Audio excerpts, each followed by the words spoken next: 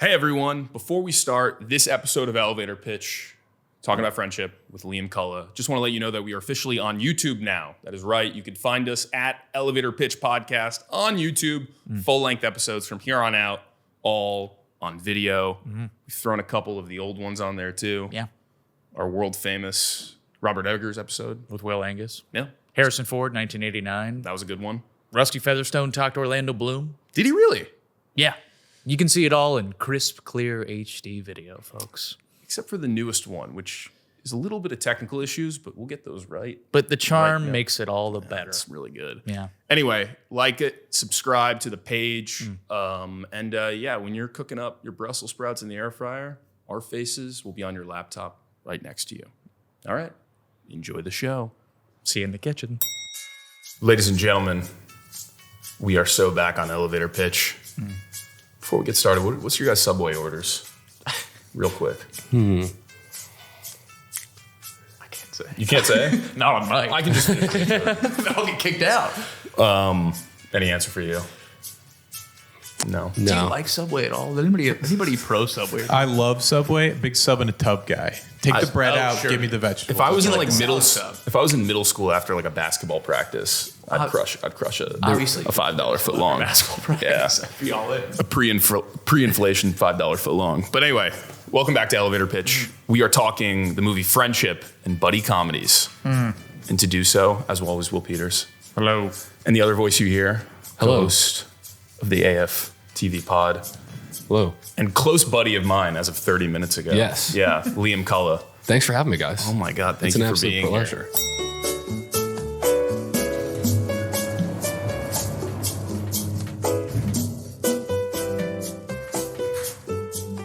This is the first comedy we've actually covered in a while, I think, on the show, right, Will? They don't make enough. They don't make enough, yeah. Not getting True. out there that often. But yeah, we haven't. I don't know what the last comedy we covered was, but feels like kind of the first big one. Yeah. In a way, in a while. So I'm excited to talk about it. I know. We've all seen it. We've all seen it. We were supposed to do this last week. I couldn't see it either last week. Yeah, I Yeah. thought I'd be able to find I don't have a car, so I was looking at the theaters near my house, and then they were all just like too far away to go. Yeah. But I saw it last night. Yeah.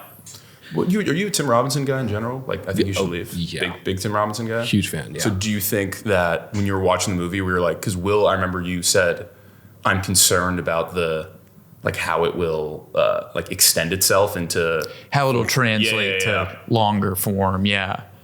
and that was kind of like the number one thought I had coming into it. But I feel like I was quickly dispelled by the fact that it just kind of like was like a collection of bits, and it was kind of like jumping bit to bit. Yeah. That wasn't really a question, but what did you think about the movie? I thought it was hilarious. I don't remember last time I was in a theater and was laughing out loud that hard. Yeah. I actually don't remember. I mean, Barbarian had a few moments where I cackled. And Barbarian has some good jokes. Yeah. Yeah. Some sneaky good jokes.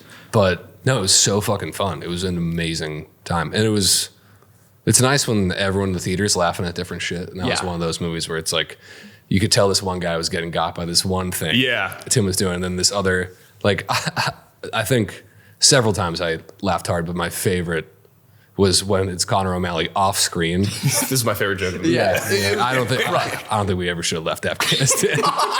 And that was when I probably laughed the hardest in the theater. And then I was like, oh, all right. Dude, I asked my friend who I was with a few guys, and one friend, I was like, yeah, it was really funny when Conor O'Malley said that. He's like, I didn't even notice it. I was like, what, dude? I couldn't stop laughing. It I know. carried in for I know. a few minutes. And I think having it off screen is even funnier. Yeah. Yeah. Just being like, yeah, also. Just going to leave you guys with one thing. I was going to finish this podcast. I was going to leave you guys with one thing. I never think we should have left Afghanistan.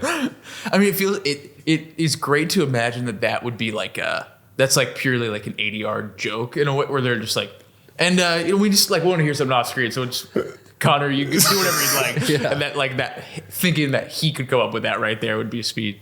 I mean, his like 6 minutes of screen time are So about as good as you can Yeah. get. Because when he got up to go and stand up, I was like, oh, let's go. And then they moved on from it. I was like, no. And then they they did what they were gonna do. Yeah. When he came on screen, what was it? He was in the garage, right? When he came in playing drums. Like when he came on screen, did you think that, because he played it really straight for like 4 minutes straight, where you're like, is Conor O'Malley just playing like a normal dude? Like I'm used to this guy losing his mind, naming himself Corey on the internet or something like that. Like, and I was waiting, it was like a ticking time bomb almost. And then he lost his shit. And I was like, oh, I'm at So home good. now. So good. So friendship for those that are, that are, because I think it's interesting, like friendship, like just speaking of us, trying to do this episode last week and then being like, oh, it's actually not widely available yet. I think this upcoming weekend is when it goes like a little bit wider. But this podcast is only for people on the coasts. Obviously. Obviously, we're a bi-coastal pod. But I think that this movie is interesting in that it's like, even I Think You Should Leave is such like it has such a cult following to it. Like it's kind of a if you know type of comedy. And I do think that it's gotten a little bit past that too. But it definitely started with like its core faithful being like, dude, you got to watch this freaking show. And I think it's the same for this movie where I don't know how big this movie will go, but for those that go, I think they will love it. And for those that are unaware, Friendship is a new movie. Tim Robinson and Paul Rudd are your two buddies. Your two buddies. Yeah. Though things aren't always as they seem.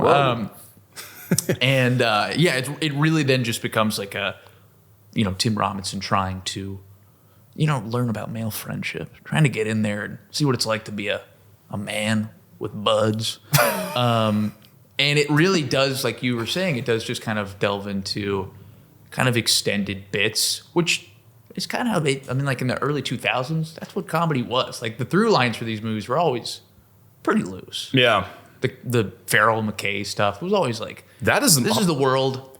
I feel like those are kind of, not to like get off of French, but I feel like those are the most structured out of all. Like I was watching Tommy Boy last night for the first time, and I was like, first time, never seen it before. And I was like, yo, like this is actually like 15 bits glued together by like a little bit of a plot. Yeah. Which is exactly what Friendship was, and much more of like a psychological, way. I would say it's probably a little more plotted, but like it did feel like a little bit more of like that, you know what I mean? Which I thought was interesting. But yeah, man. I mean, do you guys like think that? So Andrew DeYoung is the name of the director. Well, do you know anything? Or do you guys know anything he's directed before? I know that he had directed like this. Would It Kill You to Laugh? This like special with Kate Berlant and John Early that I've heard is very funny, but I've not seen it. I think he comes from TV though. I mentioned it because when was the last time that there was like a comedy movie where they were just like, all right, we're just gonna like set up these two guys to basically just like riff off each other for an extended period of time. Yeah. It's been a while. I mean, comedy's been kind of dead in the water in movies for a while, but like it's like even it's not like a director focused movie. Every movie now is like auteur focused, Oh, you're going to see the new PTA movie or whatever. Like this is like, nah, dude, we're just setting it up for Rudd and T Rob's here. And I would have loved to seen the like original script of it. Yeah. And then seen what they changed and like which jokes were on the day shit that they came up with. That's because Afghanistan was day one. Yeah, it's gotta be. But the most shocked I was is when I was watching the credits and it wasn't written by Tim Robinson. Yeah. Going into it, I thought he wrote the whole thing. Yeah. I'm sure he had a hand in it, but I was like, oh, what the fuck? Yeah. So according to somebody that we all know, that I won't say, but We all know him. We all know him. Oh yeah, I forgot. What's your name? Alex Edge. I'm the boss, man. All right, fair enough. Hey, Edge. But somebody we know, I was talking to about Friendship, and he was saying that he had read this script a while back, a couple of years ago, and he said that it, like, he could have been over exaggerating a little bit, but he said it was a pretty close, like, script to screen, which really surprised me because watching it, I was like, I wonder how much this is improvised because it feels so loose in that way. Yeah. And he also said that this movie was written to be pitched to Tim Robinson. Like it was. That's so funny. And you can feel that when you're watching it and you find out it's like this wasn't written by Tim Robinson. Clearly, it's written by somebody that was like, okay, I've seen all of the Tim Robinson content I can take in. How can I dial it into like 100 minutes? Which is honestly a pretty. I mean, that does happen with movies where it's like, I'm going to try to pitch the best version of something for one person. Yeah, If seemingly. they say no, then you're fucked. Movies are written for Seth Rogen and Will Ferrell for like 10, 15 years. Yeah. It's like, it's kind of interesting. Should we just jump into some best bits though? Sure. Yeah. Other than Conor O'Malley's Afghanistan statement. Yeah. Billy Burke. To me, Billy Burke stole the movie. He was great. And not just saying that because he's a friend of mine. And I he's actually, a mobile employee. yeah. Yeah. And it was so great because I didn't know he was in the movie.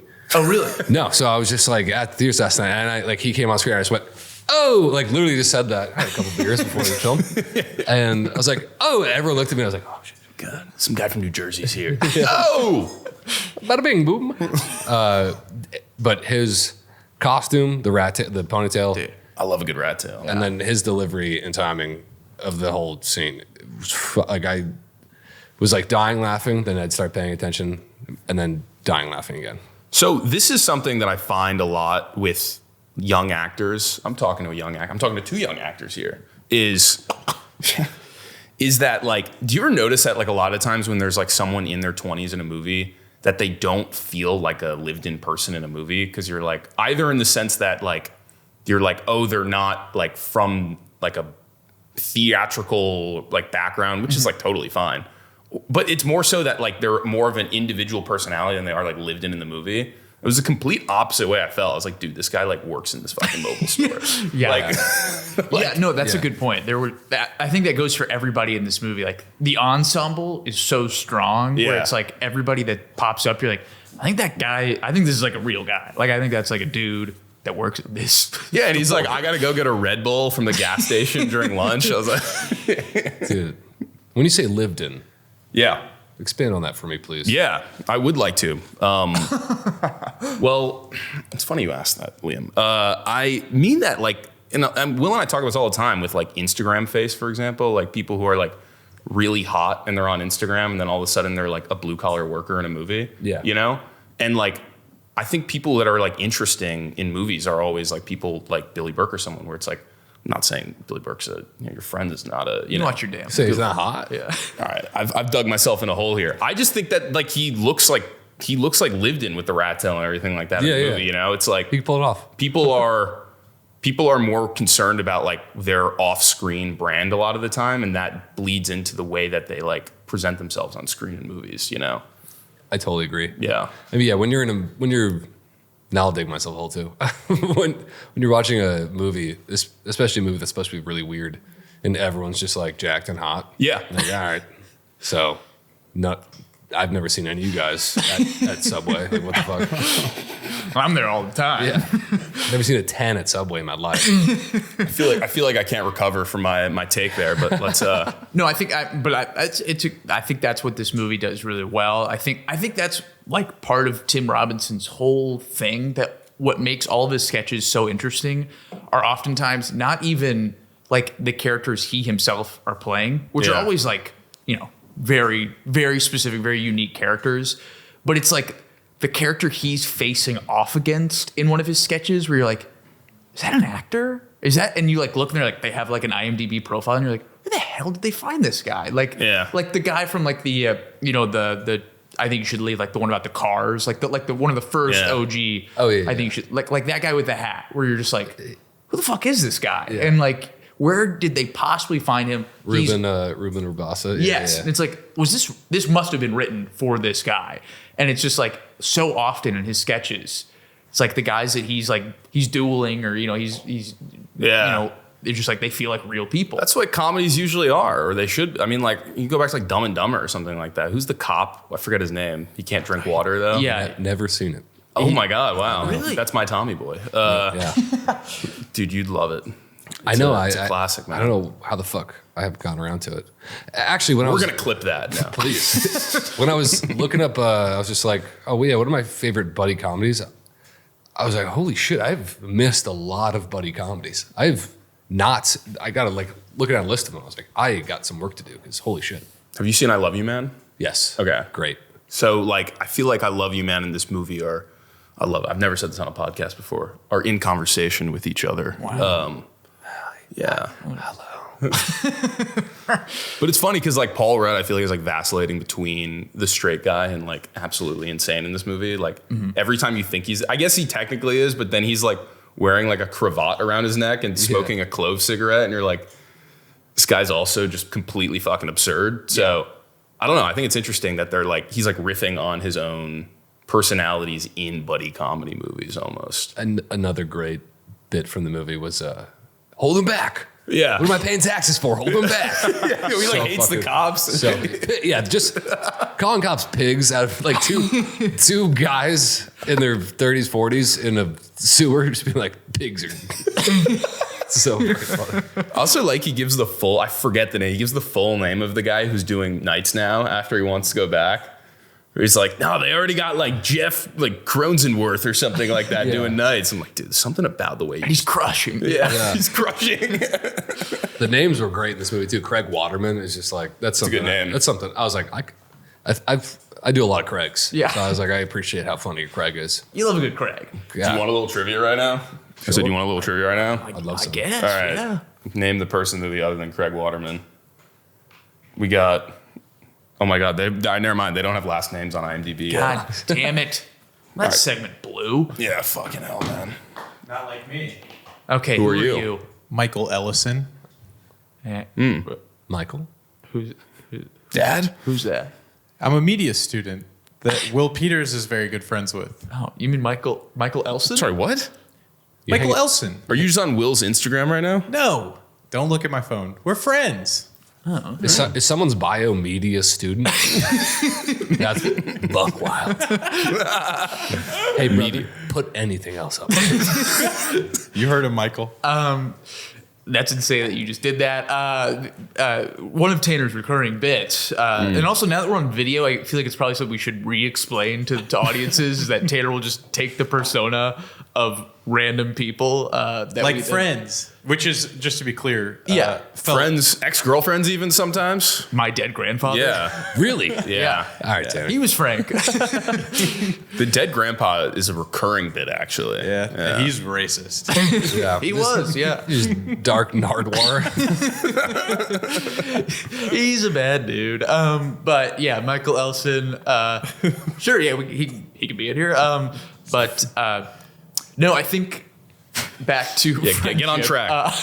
back to this movie and something that I wanted to talk about in relation to, like, because I think this movie's going to do really well. I think, and I, at the very least, I think this movie's going to have like a really strong following. I think it'll age well. Yeah. Like, people will just kind of discover this movie for a few years to come on. Yeah. I think this movie's really interesting, and it like feels very of its time comedically too, in the sense that it's not like so much.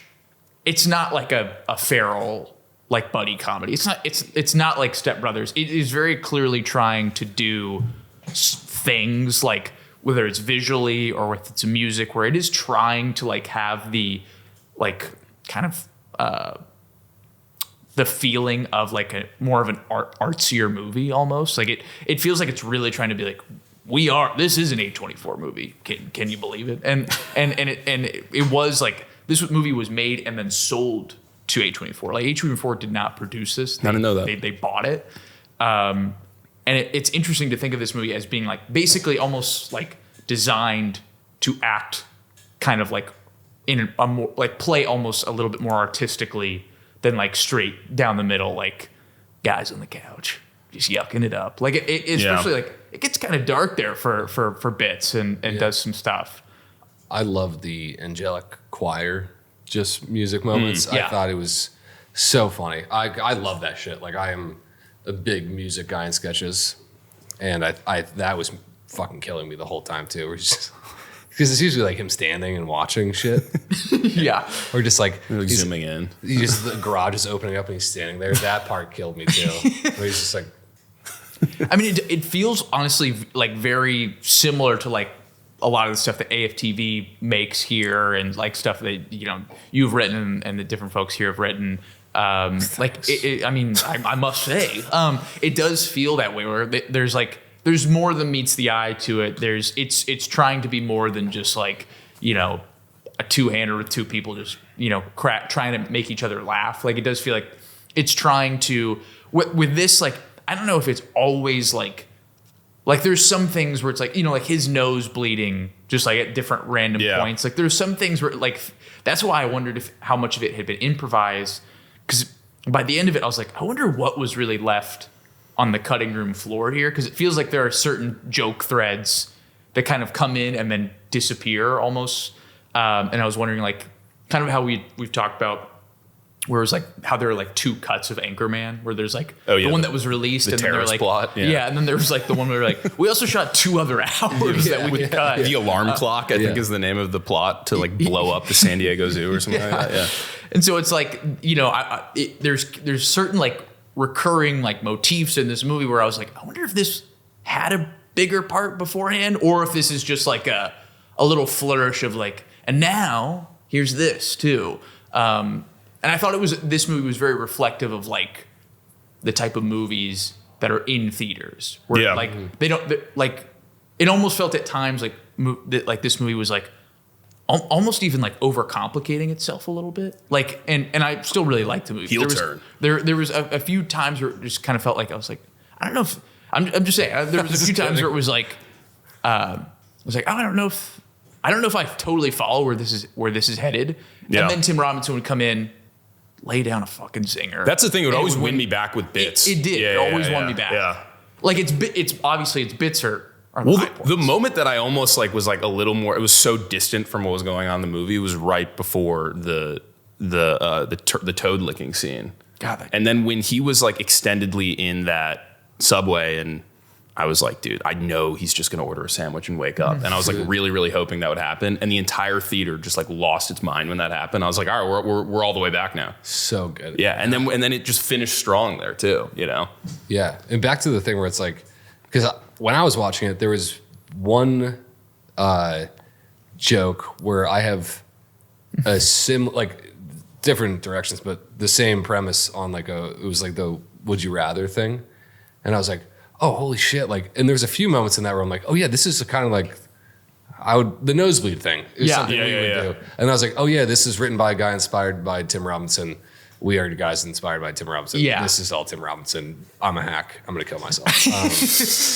But you didn't do it. No, but this is like when you said that, this movie feels like people who are watching different types of comedy and then writing it into similarly the AFTV stuff, like musical cues and nosebleeds and all that kind of stuff. Like, it's hard to remember, I guess, because, we're in our mid 20s now, that like there's been like almost an entire 15 years of like comedy now that has existed not in movies, but exclusively like on the internet. Yeah. And trying to retrofit that into movies that people love prior to that, and that kind of creates like a lot of like what I really like about the sketches that you do and like this movie and stuff, which is, it feels like a next step almost in comedy a lot of ways. Instead of like, I don't mean to shit on this movie, but like No Hard Feelings with Jennifer Lawrence. I thought she was really funny in it, but she was almost trapped in a movie that was like 10 years too old or something like that, And like, that's like, I haven't seen it, but it feels like it's trying to be a movie from like 10 years ago. And we were just past that. Yeah. And we're just like, we're not there anymore. You know what I mean? And like anymore. Sorry? We're not in college anymore. We're not in college anymore. Like back when we were in college. Yeah. Yeah, like when we were in college. Me and you, Curtis Retmeyer. Oh my God, Curtis Rotemore?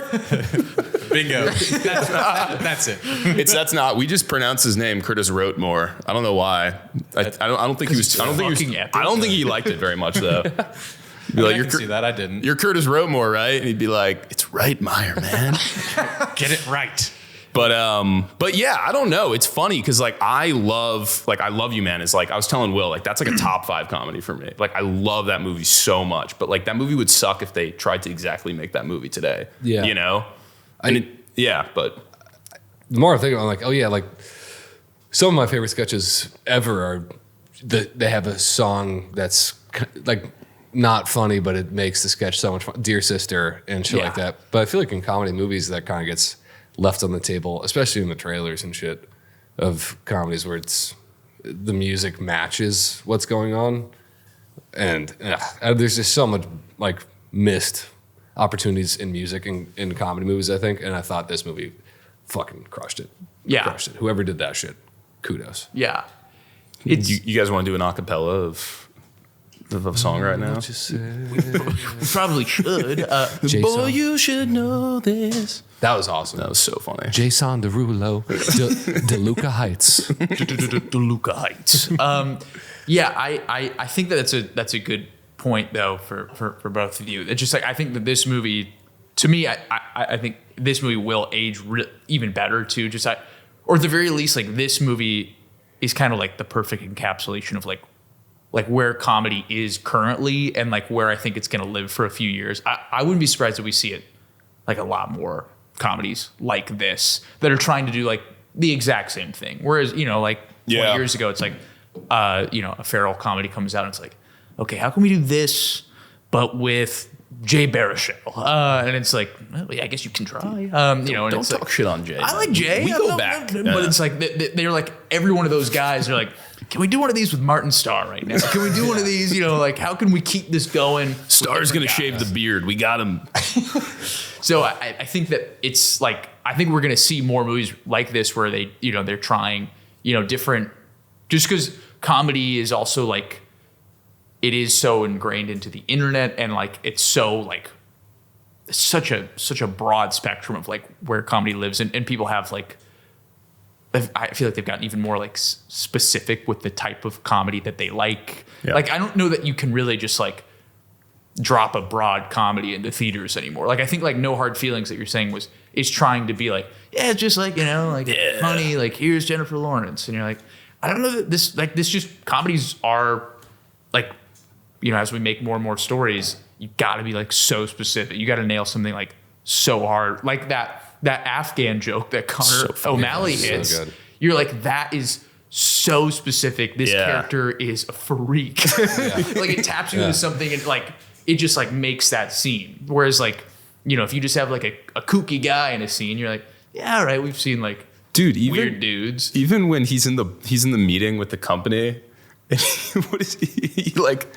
He's like they go with the Marvel pitch or whatever. He's like, I'm gonna fucking choke you out. It's like, I'm going to choke you out. Just that sentence is for some reason like the funniest thing you could say to someone like in a meeting. And then you're getting dragged out of a meeting. Like, watch the water. You're gonna spill the water. But speaking of songs and movies, I'd like to pose a question to everyone in the room, because it made me think of a scene immediately where I was like, oh yeah, there has been a few. Like, what is the best song usage in a comedy you can think of? I'll tell you mine while you can think. But Talladega Nights, the end. Yeah. I don't know what it's called, but like, we belong with Yes.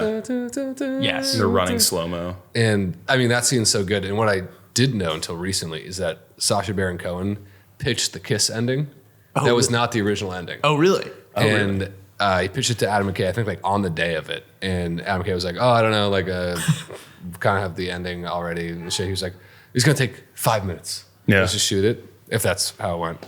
Sacha Baron Cohen was telling the story. I was like, I've never had a conversation where like, nothing takes 5 minutes to shoot, but whatever. It's also like a circling shot. Yeah. With like thousands of extras. When I rewatched it, I was like, this took, I don't know. But he said they did it and they kissed, and it was literally 1,000 extras that were just NASCAR fans, just NASCAR fans that they brought out. And so people started booing. Oh. Because they were like, what the fuck? Yeah. What'd you bring me out here for? And they're like, yeah, because everyone's mad I'm kissing Will Ferrell. I'm like, yeah, for sure. It's kind of the point of the movie in a lot of ways. His German dog trainer husband. Yeah. But I thought it was so funny. And his French accent is so insane in that. But apparently he based it off of he went to clown school, his French clown teacher, who'd be like, you are terrible on stage. That's bad. Really? Cut that, Tanner. Bingo. He's Googling a high school friend of yours right now. And he'll find him. All right. Will, do you got one? Or that's a good one. You know, it's another good one when he's like, I'm harder than a diamond in an ice store. Whatever song that was. I have a distinct memory of that moment because I watched that movie for the first time with my parents when I was really young. And I remember, maybe it was just me and my dad, but that went like way over my head. And it was the hardest I've seen my dad laugh probably watching a movie with them. And I was like, harder than a diamond in an ice storm. And I was like, diamond, like, I was stuck on the diamond thing. Yeah. I was like, diamond, what? And I was like, oh, his cock is hard. Can't crack this one. I've got two. And one of them's a Will Ferrell movie as well. Grab another PBR. That's for the audios. Oh yeah. They wonder where I went. One of them is Blades of Glory, The Stroke, when he comes out for his first ice skate. Yeah, it's epic. Chaz Michael Michaels, when he's like, I was on Quaaludes, I don't even remember Boston. And then he comes out, just immediately does the sex on ice thing. That song makes me laugh so hard when he's out on the ice, and like, there's clearly parts of it that he's like almost rehearsed, you know, obviously it's choreo and it's all locked in stone. Yeah. But it seems like he gives a couple extra like improv crotch thrusts in there, and seems like he's like, his face, he's like almost like surprised when he's doing it, you know? I got that one. I'll mention I Love You Man too, like the Rush, and the use of Rush, like Paul Rudd, for example, like licking his fingers before he hits the bass up on his neck, you know? It's that makes me laugh so hard. Those are my two, probably. Rush, I discovered Rush via School of Rock when Jack Black looks at the drummer and goes, Neil Peart, drums, listen, and hands him the CD, and I was like, I'm gonna listen to Neil Peart. The montage of him like teaching the class and like he's showing him the videos in School of Rock, that's seismic right there. I saw a TikTok today of this like woman who seemed like she was like out like on like a main street of some downtown, like fully like dressed up and everything, and she was just like word perfectly voicing over or like lip syncing the like song about the band. Oh, really? Yeah, like word perfect, doing like everything. It was like a 30-second video of her just doing that. That's like so funny. Drunk outside of a bar. What are they saying? They're like, step off, step off. I think for me, one of the best, and it's obviously, it's an obvious one, but Hot Rod, every song in that movie is great. But when he falls off the mountain, that song that's like, never, ever, ever, ever, ever. And then he just launches himself. It's like the absence of music in that part is one of the funniest parts I've ever seen in a movie. That's my favorite comedy of all time. I used to have that on my name tag at the movie. Hot theater. Rod. Hot Rod. I gotta watch it again. It's been like 7 years, I think. That's really good. Yeah, Wait, he did too long. Was that your name tag on what? I used to work at a movie theater, and they made you put your favorite movie on it. So my name said, So Schindler's List right there. it said Tanner Hot Rod. And when people would ask me about it, I'd be like, nah, it's just my last name. That's so sick. Wow. Yeah. Tanner Hot Rod. I'm gonna start calling you that, Mr. Hot Rod. Well, you know, that whole sequence, like when I saw Hot Rod before I saw Footloose, and it wasn't like Same. It wasn't until like a couple months ago. Yeah. I've never seen Footloose. So- Footloose is pretty good, actually. Yeah. So Footloose played in our edit bay, like, and you know, on Tubi, and there's there's a scene where it's the exact same scene. Kevin Bacon is frustrated, and he goes into like an old warehouse, and he's like, you know, and he's doing all the same moves. And except in Footloose, he doesn't fall down 18 mountains, so it really crushes. I mean, it just does not. It lands ladies with a love thud. Reverse cultural references are like my favorite thing. And it's like mostly all of mine are like famous movies from 50 years ago. They're just all from like stupid comedies from like 15 years ago, spoofing them. It's all it's all there. I can't believe I missed that. Kevin Bacon on my list of one of my favorite buddy comedies. You could classify it as not a comedy. It definitely is, though. Also, one of my favorite movies of all time, Tremors. Tremors? Dude, Tremors is good. Tremors is fun. That's a very will-coded movie, though. I fucking love Tremors. Tremors is good. You know, I found out recently they've made like 7 Tremors. Dude, and you know the guy in the first one that's, he's like the doomsday prepper. He's on the roof with Reba. Yeah. He's in every single one. He's the only guy who was like, yeah, I'll do the fucking 5th one. Sure. You'll Cash pay that me to check. do this again? Yeah. Sure, yeah. And spoiler alert, if you're about to be on Tremors 8, pause this, skip ahead 10 seconds. Yeah. But they finally kill him off in the last one. In the scene is unbelievable. He basically just like, he commits suicide. Can you imagine if you'd been following along movie to movie and you're like, Yeah. they're obviously never going to kill him. Yeah. He's a mainstay. And then suicide? Finally. Yeah, that's tough. That movie's sneaky fucking hilarious. It is. It's super fun, very funny. Really funny to imagine Kevin Bacon like fresh off of the 80s where he's like heartthrob Kevin Bacon. And they're like, and then by the end of the 80s, they're kind of like, what do we do with Kevin Bacon though? And he's like, I guess I do Tremors. Yeah. And it's really good. It's really fun. And the way they see that town is so funny too. Like one of the opening scenes, not a spoiler. They see this guy who's he's up on a like a cell tower thing. Mm-hmm. What do we call those? And It's like 50 feet off the ground, just like hung over, clearly unconscious. And they go, man, Earl must have been fucked up last night. I'm like, that's your initial? Is he blacked out on top of a cell tower? And they're like, holy shit, he's dead. It's like, yeah, he's dead. He's been dead the whole time. He's got to be dead. Can I say one more thing about the music, by the way? Of course you can. You know what really killed and this is coming back now, which is cool because there's a lot of like alt rock coming back now, which has been exciting. But like the alt rock scene in the mid 2000s with Vampire Weekend and like Spoon and all these bands that like populated all these movies, like that was the reason the music was so good. There was just a lot of that music around.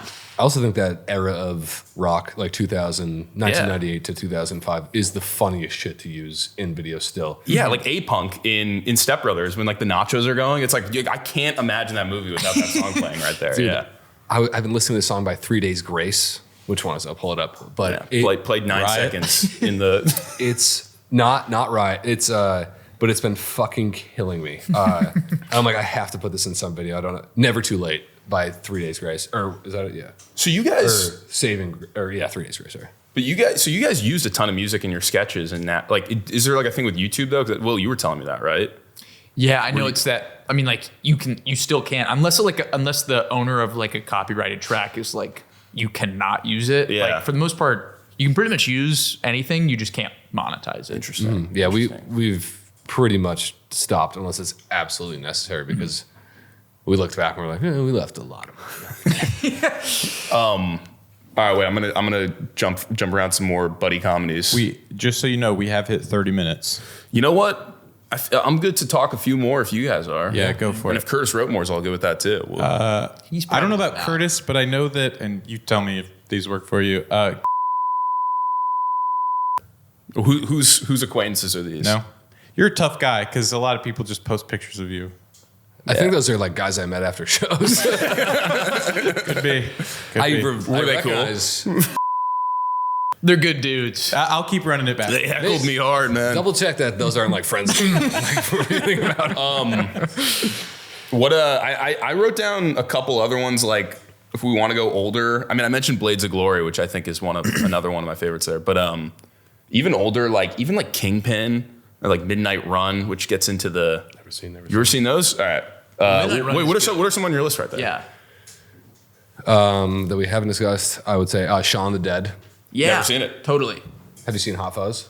I've seen like it a long time ago. I don't remember a lot of Hot Fuzz, to be honest with you. I haven't seen Hot Fuzz. Yeah. And because of like Shaun of the Dead so much, everyone's like, how the fuck have you seen that? Yeah. Shaun of the Dead's great.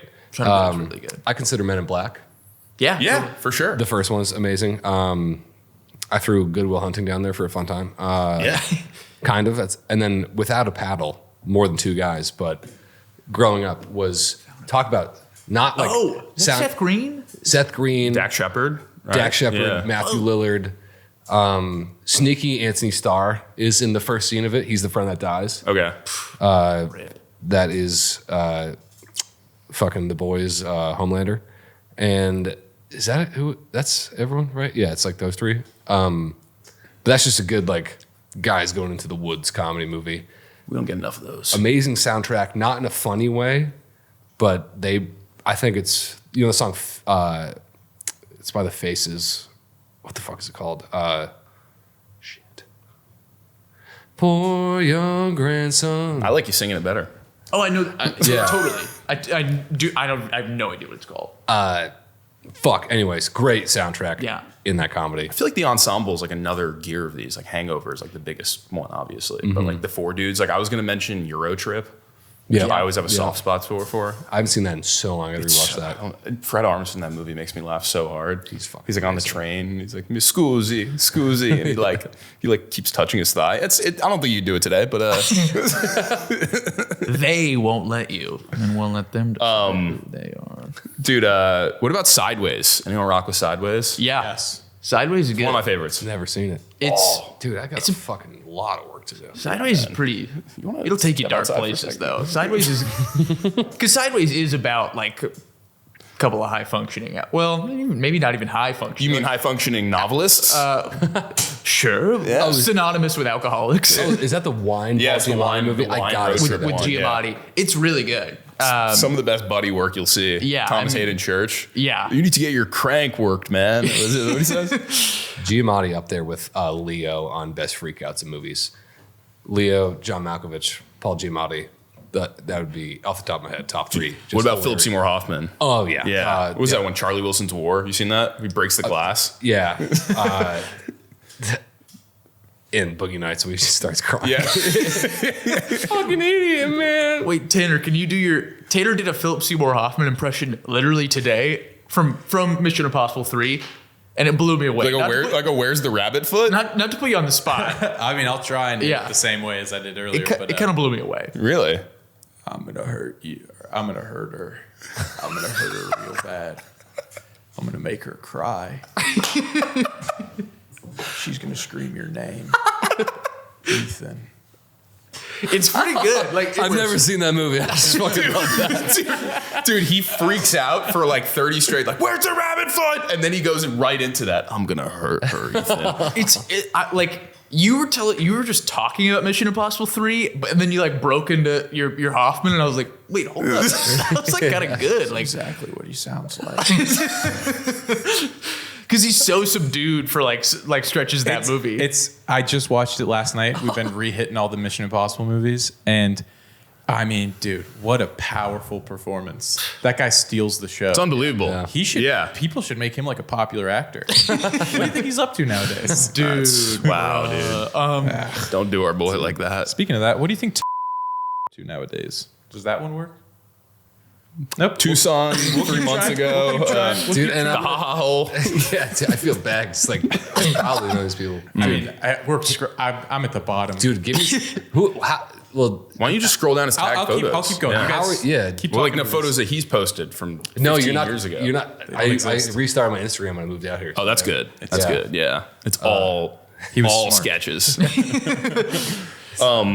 You know what I thought about with these buddy movies, by the way, to really make it intellectual here, is that they always kind of catch people at like an ending, or maybe it's all stories, but like an ending or starting point, you know, with like they're either it's like one person's over the hill and one person's just starting out, you know, like buddy cop movies like Lethal Weapon or something, or it's people like graduating, or it's people starting a job, or like leaving something, or like midlife crisis, or all these kind of things.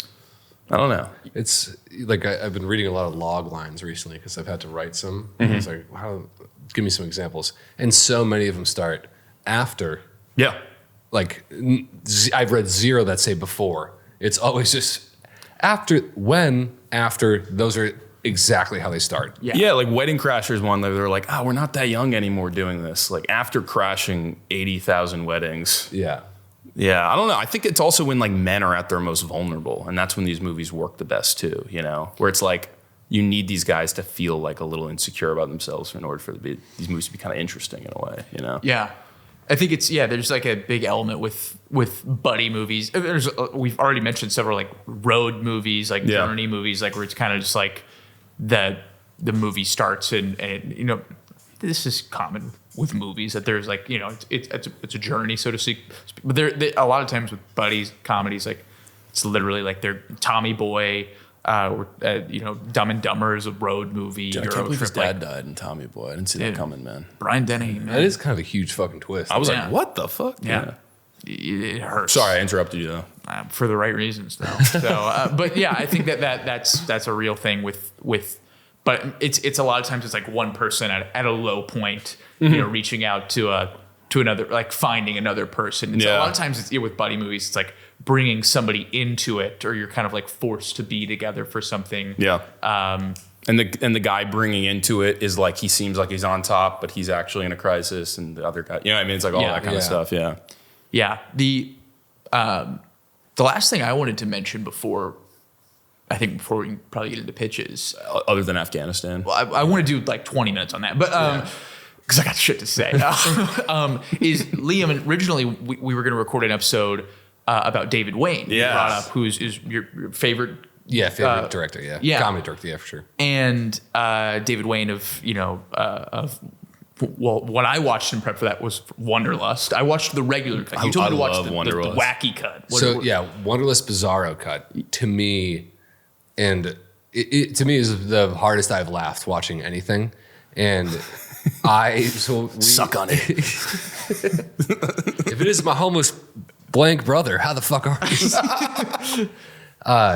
But because I watched Wanderlust and I was like, oh yeah, it's super funny, very David Wayne. Yeah. More of like a straightforward rom-com though that the masses could enjoy. Yeah. And then during the filming of this rom-com with Paul Rudd and Jennifer Aniston, I think David Wayne most of the scenes just did another take where it's completely fucked. Oh, really? Insane. And just created the bizarro cut of the movie. I've never seen it. All the scenes of this rom-com where it's nuts. And the movie's already nuts. And it is, if you want to like really do yourself a favor, watch Wanderlust and then immediately watch Wanderlust Bizarro cut. Holy shit. What's the, what does he say? Was it Michael Showalter? It's not Michael Showalter. It's, I'm pulling up his name right now. It's the Ken Marino, the husband, where he's like in the beginning, he's like, don't you know why I cheat on you? It's because how much I love you. He's crazy in the. Oh, that was what I was going to ask about that one. Yeah. I can't. Yeah, I think this is in the Bizarro cut. If it's in the real movie, even better. But he's like freaking out in his kitchen, and he's just smashing plates everywhere, and nobody else is reacting. And he just leaves the room for a second and just walks back in, crazy eyed, and he's just got a fucking he's got his gun in his hand. He's just going, and then his son walks in. He's like, "Hey Timmy, how was school today?" Like it's so fucking funny. It's so fucking funny. Speaking of Rudd, man, the mirror scene with him in that one. That was great. Get that dick, that one, yeah. I'm fixing to fuck you. Well, I thought while I was watching Friendship, it felt like very David Wayne inspired though, where it was just like his movies are, I mean, obviously like Wet Hot American Summer and They Came Together, very much like parodies of like genre movies, but it felt like it was like in terms of even it's like the way its jokes were presented, it felt like it was really similar to David Wayne. So I was curious, like if you noticed anything from Friendship that harkened back, and with Paul Rudd being there too, like he's a Wayne staple. If you caught anything like that, I mean, absolutely, because just Wayne is, any like absurdist style of comedy like that. Tim and Eric, it's all you could all just because those guys were before Tim Robinson, so I'm sure they're his version of like how Tim is to me. Like that is, I'm sure it's all just a big pile of that shit. But David Wayne has one movie, I think it's called The 10. The 10, with the Bible one. I've never seen it. So I've been trying to, and before we were going to do that, I was like, I got to see The 10 finally. But every time I go look it up, it's not on any streaming thing. It's pretty dug in there. Yeah. And I'm like, eventually it'll be on there. Dude, there's not even a high quality image of it on the internet. It's been blurry. White. Yeah, really. There is only the DVD, which when I went to look is sold out. So literally right now, you cannot watch this movie. And it's killing me. It is fucking killing me. Because I was like, oh, it's not on any streaming, even better. I don't know why. It has to be hilarious. Yeah. And it's only on DVD. So if you have a DVD of The 10, dude, I'll pay top dollar. I'll track down The 10 for us. In which I'll give you, I will tap out at $50, but I'll give that to you. That's my ceiling, but I'll go there. Yeah. I'll find us The 10, but I also... You're talking to Mr. Physical Media right here. I love my discs. I'll find that disc. Dude, the Nacho Kiss was the one that felt Wayne-esque in the beginning, where he kisses his mom Kate Mara on the lips. Yeah, that felt very, Did they wrap that up? No. I love it. Well, somebody, was it Jerry? I think it was Jerry, like, Jerry's girlfriend pointed out that it was funny how like that kid looks like the Kate Mara's ex, the firefighter, and it's like, is his kid. Like there's a lot of subtext with that whole Oh man, storyline. I didn't pick that Which one I did up. not pick up. I didn't pick up that. I love the vibe that he's just like trying to like impress his son, like he's another like his son. He treats his son like every other guy in the movie, where he's just trying to get validation and be like, I'm a fucking cool normal guy. Yeah. How did he make it up to the point at the start of the movie? Is my question. Without any of that ever happening to him. Well, that was, I think also this was a Jerry take, or maybe it was Caleb. But how the fuck did this guy land his wife? Like, That's part of it. Is for some weird. it feels like nothing existed until this movie started, and then it just was like, this is the case. Yeah. Dude, the best. Another great bar. I forget exactly what he says because can I give you a lick? Oh yeah. Can I wake you up with a lick? Wake you up with a lick. And then instead of being completely grossed out, like everyone in the theater, she just goes, "Is the door locked?" And I'm like, that turned Kate Mara. And dude, never mind. Whatever. No. Let's talk Kate Mara shooter for 30 minutes. Yeah. Can I wake you up with a lick? Yeah, there's Dude, a lot going on with the family that's worth exploring. Well, when she goes into the sewers, we didn't even mention the sewers, but like she goes into the sewers, that look she gives before she goes in, it was like a little bit of a loaded. I don't know what's going. There's like, Will, you mentioned earlier, there's a lot of loose ends that are almost intentionally loose, maybe not. I don't know, but Yeah, it's like, I mean, like the sewers element is like 10 minutes of the movie. That's so and then funny, it's just though, like- yeah. And then that's done. And it's, So funny. And that's why Conor O'Malley comes in, where it's like they throw a party to like, and my wife is back. And it's like, she was in the sewers for multiple days. And, yeah, nobody explains it. Yeah. And she has an orgasm in there. Oh yeah, he's like, that's great. That's great. That's great. Great. I had an orgasm in the sewers. Today's episode is brought to you by KR Drywall. I know what you're thinking. Drywall, movies, what in the world do these two things have in common? Well, Will, when at least I sit and ponder upon pitches, it's always important to start with the right materials. Because an idea is one thing, but making sure the right cast of characters and craftsmen behind it is another. Well, guess what? What? It's the same when you're building or renovating a home. And that's where the great people at KR Drywall can help you out. So if you're in the LA area and looking for licensed drywall work on your residential or commercial property, give Kevin a call at 818-626-6590. That's 818-626-6590. KR Drywall, the official sponsor of Elevator Pitch.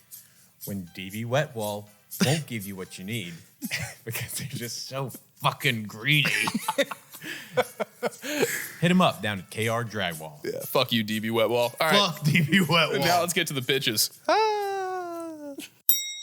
Well, Tanner, I guess if that's what we're calling you today, officially, you've brought up so many names. I don't We know could what to also call do it. Tom Cullagh. There you go. Friend of yours? There you go. Okay, nailed it. That's one of my best friends. British fella. Oh, Really? Whether that no, I won't. did you meet him stateside or? Oh yeah, he was he was a foreign exchange student at UMass Amherst my sophomore year of Oh, college cool. for the whole year, and he comes out here all the time. But he's the man, hilarious, and he's coming out here in June. You guys got to meet him. He's so fucking funny, dude. Yeah, tell him that I made an appearance on the pod. Yeah. All right, so Cool. we're getting into pitches. Yeah. Yeah. Okie doke. So, for people who haven't watched before, we're going to start out with a question that determines who's going to be pitching first. And my question today, based on the movie Friendship, which I don't know if I made super clear, but the reason I was bringing up old friends is because we're talking about friendship. I feel like that might have got lost in the sauce a You're little talking bit. about friends. But the question is, because obviously Liam's best friend is Will Angus. True. Is what I'm telling myself. Even though you just said Tom Cullum's your best friend. I got a lot. As your best friend, you probably know a ton about him. This is the question. Okay. What is Will Angus's level on his RuneScape? Level on specifically just overall. Yeah. What is RuneScape? Can I ask that? No. Okay. Let me ballpark here. Been playing a while, but he hasn't been playing RuneScape really since he's been in LA. I would 80. Okie dokie. And then Will? I have like no idea the range on it. So I'll stay in like a similar ballpark. I'll say 93. 93 for Will. I mean, And you Matt. gotta imagine. Well, Go I crazy. mean, Will and I go way back, further than us even. Yeah. To the recording date of the Robert Eggers podcast. Obviously. Oh man, if he hasn't played in a while, I guess I gotta go like lower. That sounds, unless it's like golf. I don't know. 74. 74. All right. So, bad friend. I just want to start out by saying that. His score Get is that one out of there. 1,756 out of 2,500. So cool. I thought it was out of 100. So I Which fucked is- up all the score. Can we explain what RuneScape is? It Room or Rune? I have a feeling that we shouldn't explain what it is. All right, cool. That's a whole can of worms. Because I know you can get like armor to 99. We're not shit. talking about it. We're not talking about it. No, wait, this is good stuff here. No, it's not. Trust me. He told me about it earlier. It's not good stuff. And then the pitch stitch, Yeah. which is a thing that last minute you have to add into your pitch, is that you have to find a role in the movie for your best friend. Oh.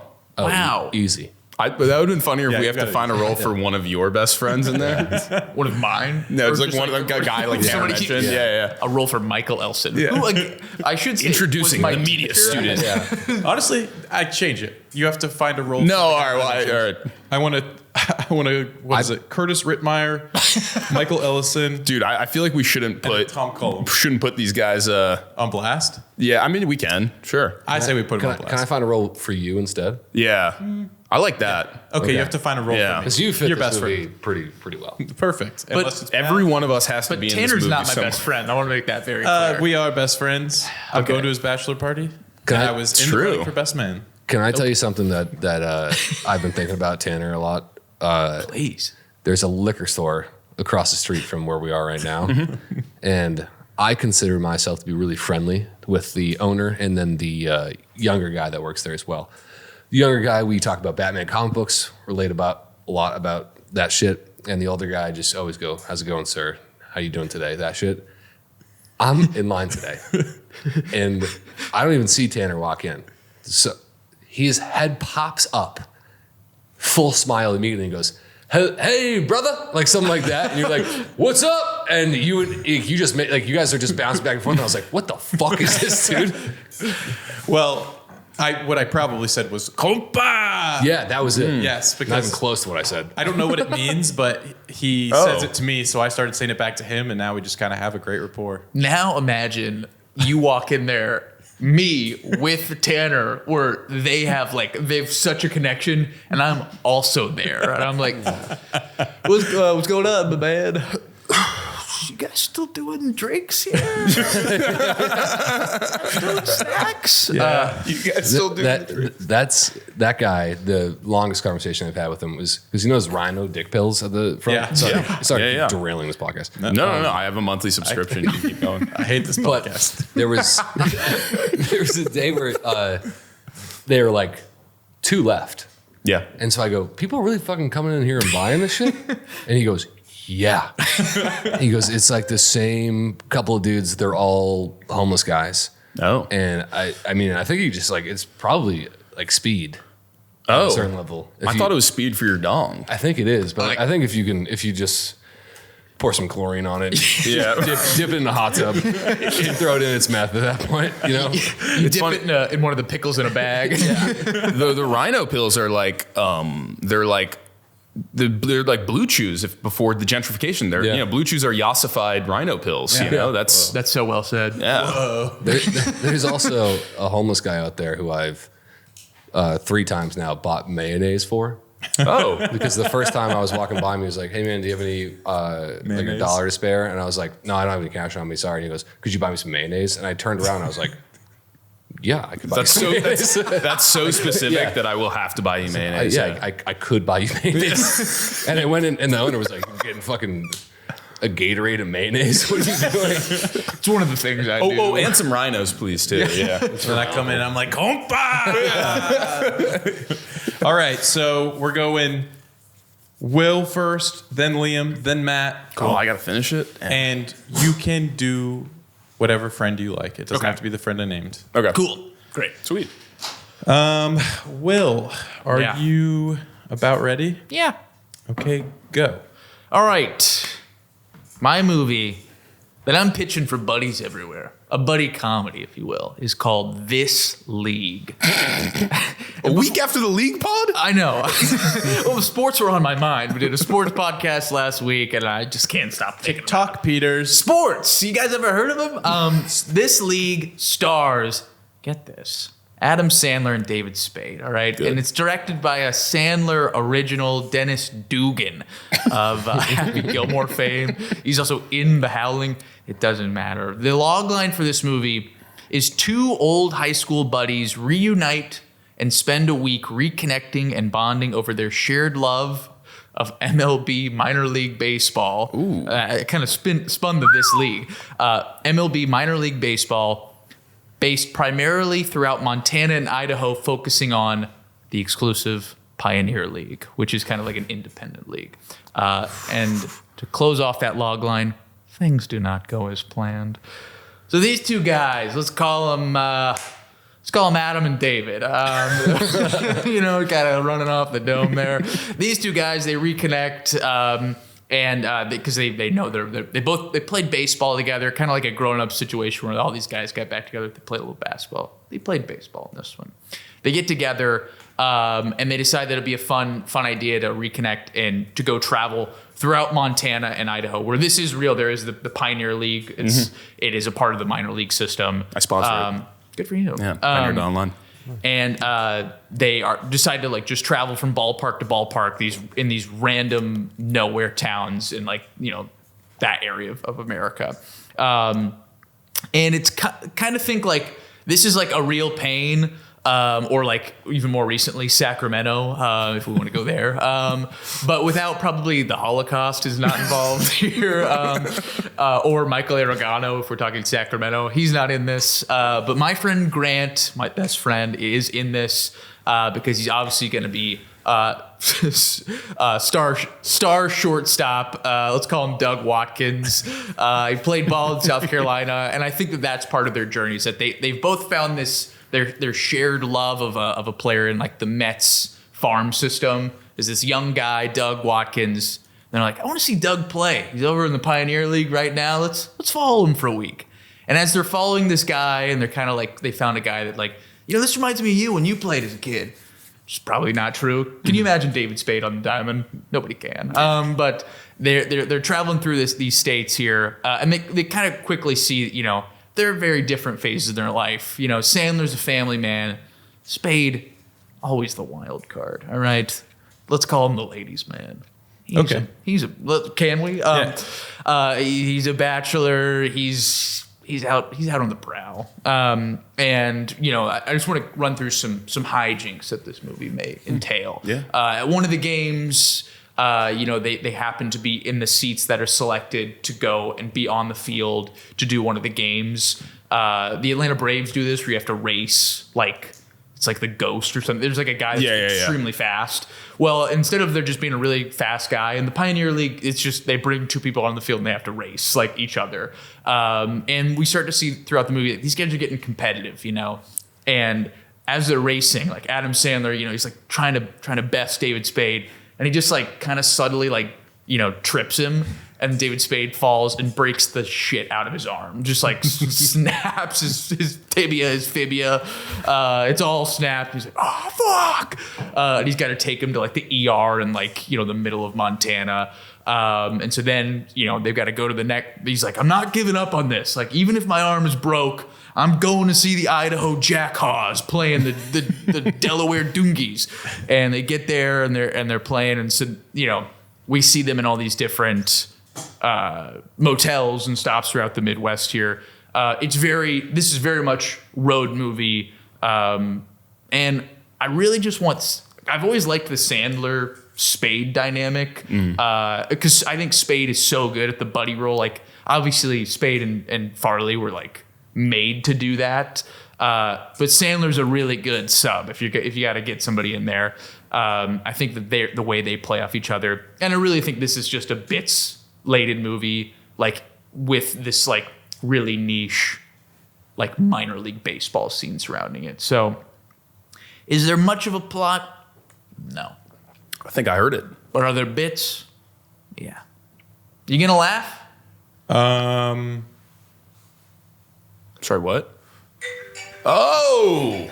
Yes, I am gonna laugh. Okay, cool. I will say one thing. Yeah. We've gotten so good at pitching lately. There have been some incredible pitch moments, and I think that this one, recognizing that it's like, I mean, and I hate to say this before you guys pitch, Here he goes. but it's so Ruining the podcast. in this one, it's so smart for like a buddy comedy to just be like, here's a funny like aesthetic I found. Here's two good actors. That could almost be how you pitch like a buddy movie. They might actually do that. I mean, that's how Sandler gets movies made today. Like Yeah. he's like, I got 20 friends. Give me like he points at a map and he's like, we're going to Hawaii this year, and we're all going. And Imagine you get 3 families on minutes each. vacations. Yeah. We're doing that. Yeah. Well, he's making the Happy Gilmore sequel. He's actually kind of not done that in a few years though. He's doing it again, obviously for this, but like murder mystery and all this stuff. I mean, yeah, he's on a yacht and stuff, but like Hustle. We talked about that last week. Blended. Yeah, we kind of it's Jack been and a Jill. second. It's been a minute since Hubie Halloween. He slowed down a little. He slowed down a little bit, so He's we're taking bringing his it time. back. Yeah. I have a question. Hit me. That was because we had a meeting with Happy Madison and pitched some ideas. Oh, really? Okay. And the question they gave me, I'll give it to you. Please. My God.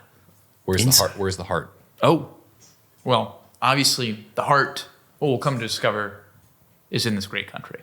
Okay. way to get political again. Sold. I knew it would end in Afghanistan, Will. So obviously, David Spade, he served. Decorated better. Spade everywhere. Spade was in the Gulf War. Spade everywhere he looks, he sees red. All right. Spade's seen hell. Spade was actually going to be in the Hurt Locker instead of Jeremy Renner. I thought you were going to say he was like almost in Iran or something. He wanted to be. He was a political prisoner for a while. Spade has asma. He was obviously. They call it the Mandela effect. It's actually the Spade effect. He's actually been in every single war movie as the Taliban. You just don't recognize it. You just don't see it. He's just so sneaky. I think the heart is in this great country. Okay, Yeah. Two guys, you're sticking with that. coming from the big city. Yeah, of course we're fucking sticking with that. All right. I'm talking Happy Madison. He's now playing Happy Madison here. Jesus. These guys come from the big city. Happy, you're so happy. I love it. They come from the big city. All right, and you know what they discover is Oh shit! What the hell? Did the pitch clock start back up again? You're done, buddy. All right, we're moving on to The Heart also seems like it's in baseball. I love minor league baseball. Obviously it's in Bull Durham's baseball. one of my favorite movies ever. Of course Yeah. it is. Yeah. you sponsor that league. Well, I only said that because I check out my new stickers. If anyone wants these, the Pioneer.online. Did I give you the stickers yet? No. Oh, that's my blog. That's why I said I sponsored it. Yeah. Yeah. All Just right, gotta get a little promotion in here. Liam, Yeah. are you ready? I'm ready. Go. Go. Okay, so I lied, but it is pulled up. This movie is called Electric Fence. Yeah. When a man's wife dies in a bizarre animal attack, the man played by John Malkovich, Good. his estranged deadbeat son, played by Sean William Scott, returns home for the funeral. Their awkward and sorrowful first night at home together in years is interrupted when their 15-year-old dog runs away into the same woods their wife/mother was killed in. They are forced to search the woods together, but instead of finding their dog, they find mysterious and monstrous beast that killed their loved one.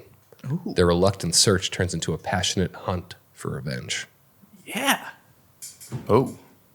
That was my log line. Give us some bits. Give us some bits. One of the bits, and this is where Tanner comes into the movie, Oh, smart. is that As a vet. things become very obviously off when they're searching for their dog, and they continue to encounter other people in the woods who are also searching for their dog on the same night. And one of them is Tanner. Tanner's not searching for his dog. After meeting 4 people that are searching for their dog, they see Tanner in the woods, shirtless. He's basically dressed like John Cena. He has sweatbands on his wrist, doesn't come up. And they go, hey man, hey Tanner, Does your dog get out too? And you just go, nope. And you just walk further into the woods and you disappear and you don't come back. It sounds like you're running like a dog fighting ring in there. There might be something going on. There might be. All right. Well, Is it like a horror comedy? For sure. Okay. Yeah. Yeah. Let me see if there's anything else in there. No. So probably like Shaun of the Dead kind of like Maybe that kind of energy, like kind of hyper, like. Yes, I think it starts dark, and the relationship between Malkovich and Sean William Scott is, like, Malkovich is playing his strong suits, like my favorite roles of his, and Sean William Scott is playing like the kind of like the idiotic goon type of character, hockey guy thing, and that is really real. And the second the movie gets legit fucked up and scary is when it gets legit funny. So it kind of starts as this dark fucking. Mom died, really sad. Now, mom died, and the dog that they're just united by the same things that they love, which was their mother and this fucking dog that's somehow still alive at 15. So it's like Sean William Scott's childhood dog and Malkovich's favorite thing in the world, other than his wife, who's now gone. And so once that is gone, they have to go out there. And then when it really switches into comedy is when they're like, they run back to the house after they see whatever the fuck this thing looks like, reptilian alien type thing, and their hatred for each other is all put on this fucking thing in the woods. And so they're completely fine because they just have this common enemy, and they go out there and they hunt this thing down. Oh, Cool. I know what I just said about Will's pitch being a great way to pitch a movie, but now I'm starting to realize that there's like a wide... There's so many different ways to pitch a movie. there are. And that's incredible to just hit me with a log line of like, here's an interesting situation. Is this inspired by anything, or you just kind of loved the scene of them in the sewers and were just like, it needs to be dark in this movie? I was working on a horror comedy just based around the opening of the movie. It's just like one guy's dog runs into the woods and you just like you're just like coming down the street and everyone's dogs. And the thing they find that is kind of cool at the end is that they're like, how the fuck did it go in the woods? There's an electric fence. And something had ripped up the electric fence and put it on a direction. So the dog was running with the electric fence. Oh. And it's like, it knew about the electric fence and used it to bring it to where it was, to bring it to its den. Wow. And it's kind of like, this thing is using dogs to bring the people out. Okay. Interesting. Man, I'm glad I asked that question because I didn't even think about the fact that I had no idea why it was called electric fence. I forgot to mention that. All right. There's no heart. Oh, yeah. There's no heart. Zero heart. Happy Madison, don't even try to make this movie. Yeah. I also like is that there's like all these like insane statistics about how there's like a lot of people in their 20s and 30s who spend more time with their dog than they do like other friends or family or something like that. We need a movie about inappropriate relationships with animals and pets and stuff like that. I agree. Yeah. It's about time. I hate dogs. No, but I you know what I mean? It's like, it's apt. One thing that inspired it is there's a scene in Super 8, I think, where there's like the big poster board on town. It's all missing dogs. And I was like, you could do a whole thing on just every dog in the town going fucking missing. Yeah. Another idea I had for it, if it wasn't like the wife monster dead mom thing, is that everyone meets up in the woods and they're like, all of our dogs ran away into the woods tonight, and they find the dogs, and the dogs are all digging this one big hole. Ooh. And so they're like trying to get the dogs off, and it's like 16 dogs just fucking, and they're already pretty deep into this hole already. And it's not even just like one little pit. It's like like square lines type thing, right angles. So it's really weird. They've nailed it. Yeah. I don't know. Interesting. Something there. I Don't like fucking it. take it because I'm going to figure something out. Yeah. If you steal this idea, Pitch Nation, we're going to fucking. At what point does Elevator Pitch get like an in-house counsel to start suing people who make these ideas? Yeah, we got to control this IP. I know. We should have done this a lot. We don't even own our own podcast here. We don't think. You should do what Reese Witherspoon does, is where she brings authors on her podcast to talk about their books. Yeah. And when you come on, you sign something that says, I get the rights to make this movie. Oh, really? If it ever, That's really smart. So she's made bangers, made so much fun. yeah, where the crawdads sing. All that shit. There you go. Shout out. Crazy.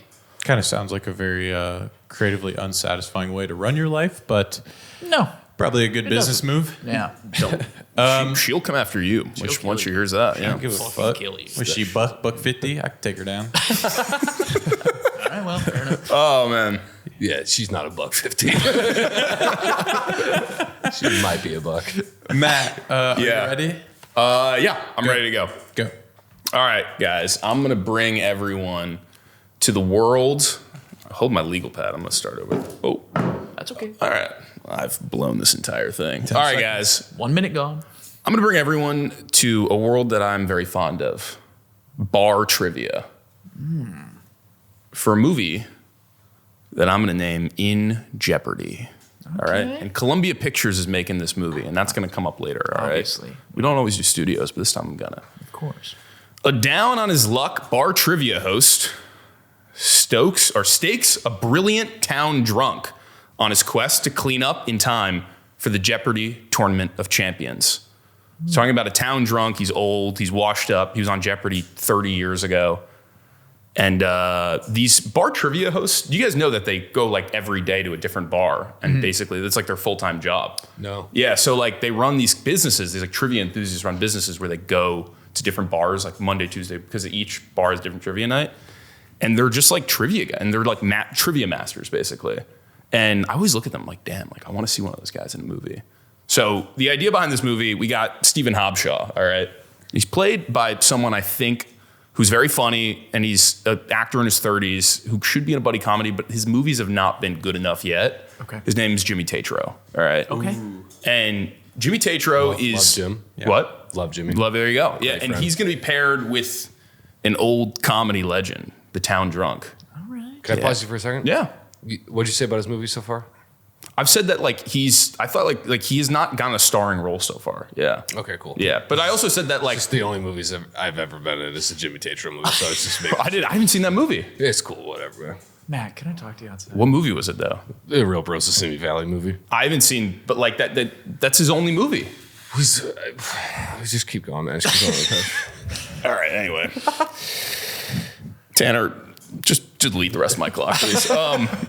But Tatro is going to be with John C. Reilly in this movie, who's playing the town drunk. Cool. And basically, Hob Smith's story, Tatro's story, is he's in a situation in life where he was on like the teen Jeopardy, but he had like anger issues growing up, and he blacked out and like put Trebek in a chokehold.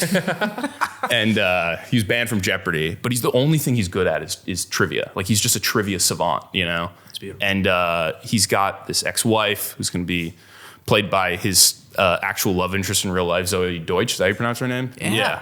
Played Krista Hobshaw. And like they have a young child together, and like he can't, and he's going to lose custody of this child unless he like puts together some money because Kick-ass trivia tournament. yeah. And he sees Vincent Chestnut played by John C. Reilly, and he like, because he's a trivia enthusiast, he's immediately like, oh, I know who that guy is.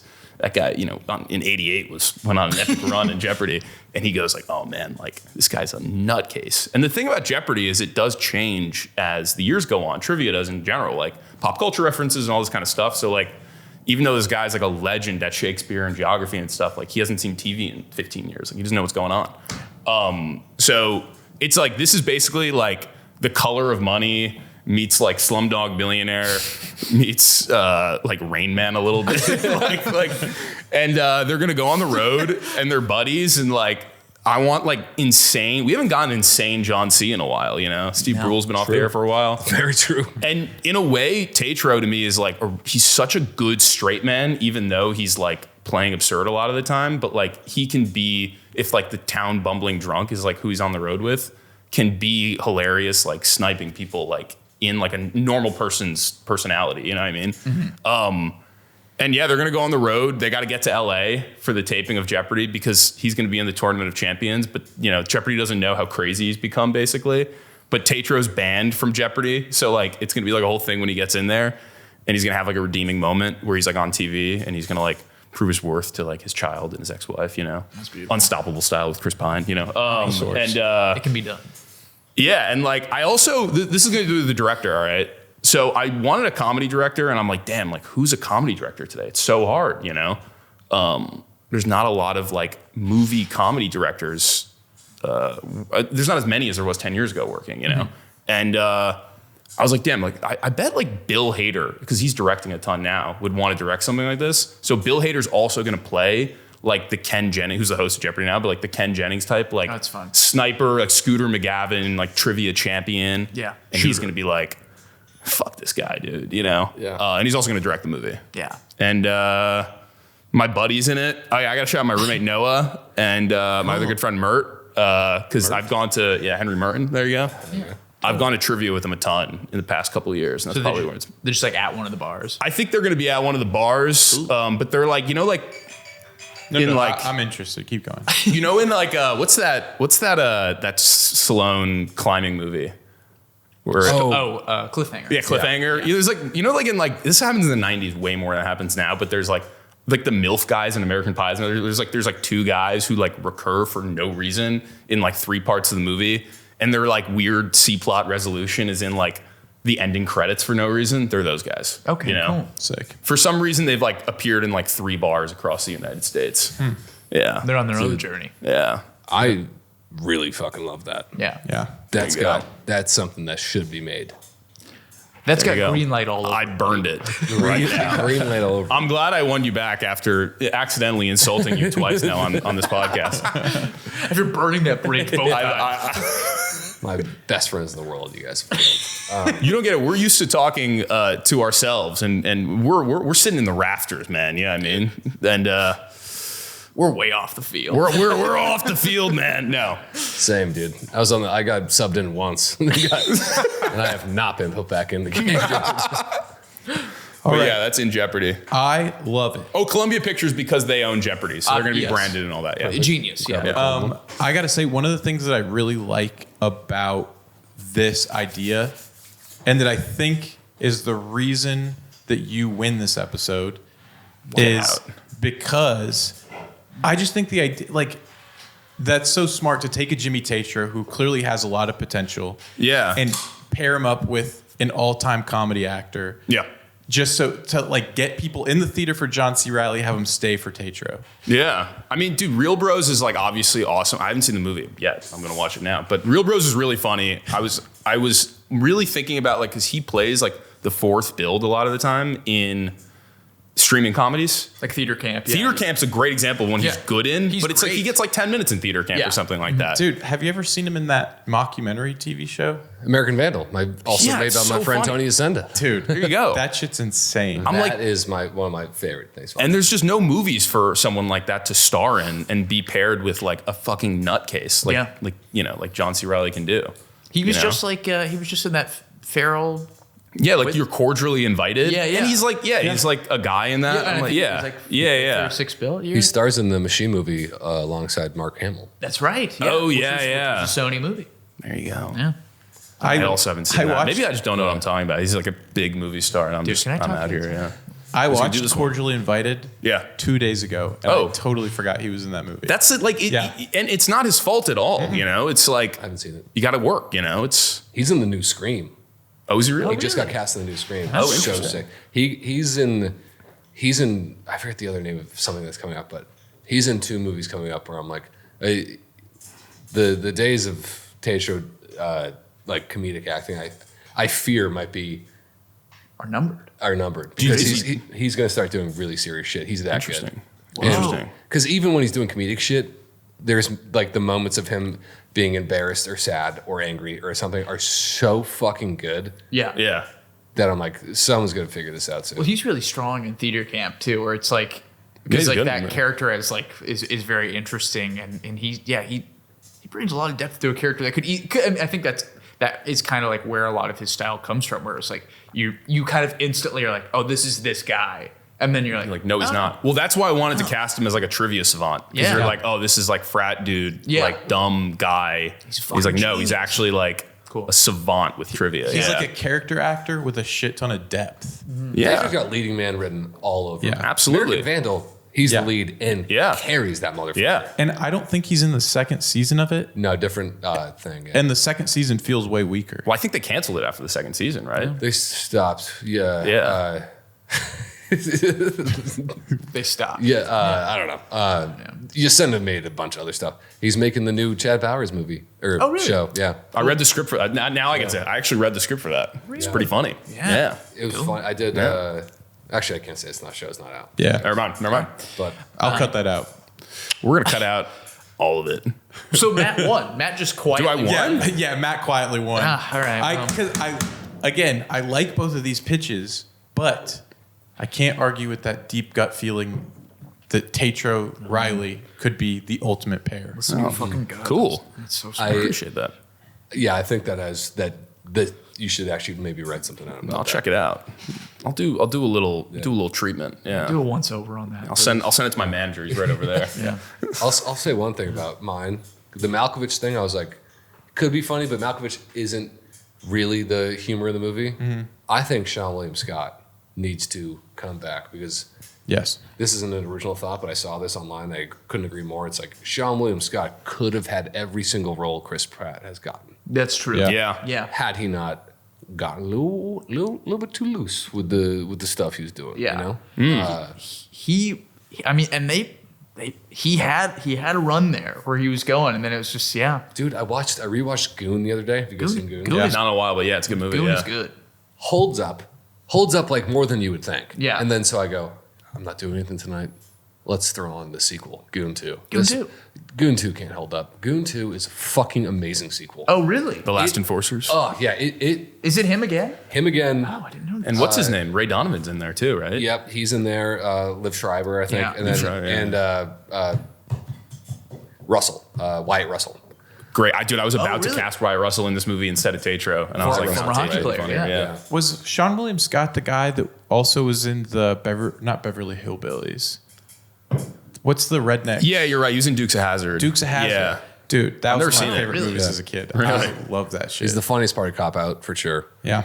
He's the funniest part of like The Rundown, anything he's in. He fucking murders. He got lost in the 2000s, man. Yeah. Yeah. I mean, even like 4 years ago, he's on like a CBS show, and now it seems like even beyond that, he's like not even booking like the lead TV role stuff. Well, I'm He's- curious he's if a little he- bit in the wilderness. I'm curious if he has a little because didn't he just do Righteous Gemstones? Didn't he? Wasn't Oh, he he's just- Yes. so that's like kind of Yes. like coming yeah. back. He's coming back. That's cool. I think That's he's- cool. I think he's coming in hot. I Yeah. think they'll be like You're reading the right. tea leaves on that one. Yeah. I'm picking those up. I'm putting them down. Cool. Well, We had some interesting casts. I like this, yeah.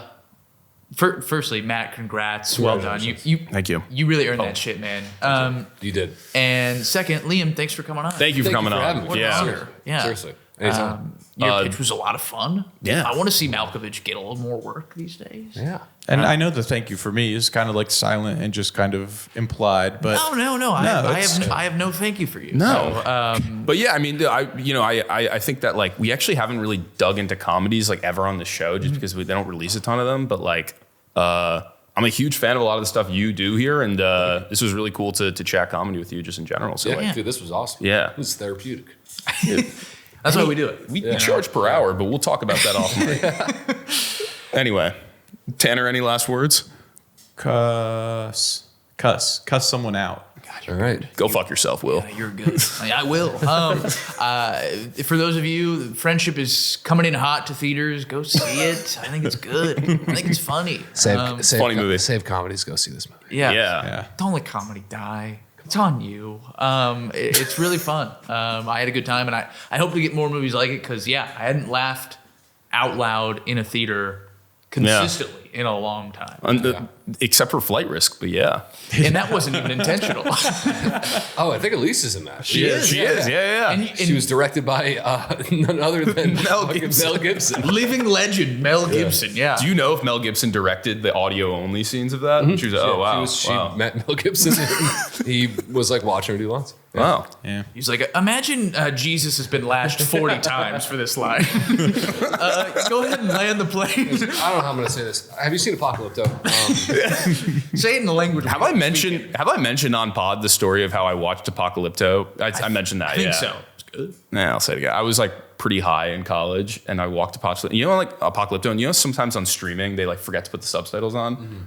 45 minutes Apocalypto, no subtitles, and we were like, yo, I think we're missing something. I'm not getting a lot of this. And we went back. Turns out Jaguar Paw had some stuff to say. Anyway, All right. Well, we're out. we're out of here. Have a good night. Bye. Yeah. Cuss someone out.